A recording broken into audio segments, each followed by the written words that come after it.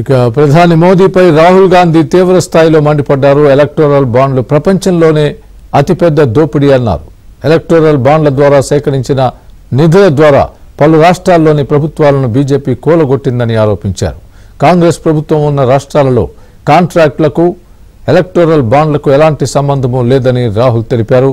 దేశంలో రాజకీయంగా ఉన్న ఆర్థిక వ్యవస్థను సమూలంగా నాశనం చేశారంటూ రాహుల్ ఫైర్ అయ్యారు.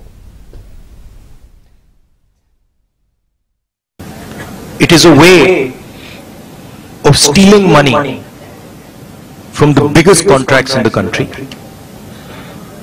It is a way of intimidating corporates and making them, forcing them to give money to the BJP.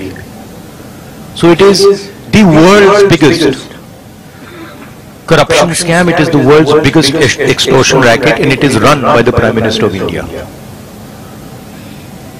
I don't really expect the Indian media to pick up this in a large way, because I know, from past experience, the type of things you focus on. But this is huge theft taking place right in front of everybody's eyes, and it has been orchestrated by the Indian Prime Minister.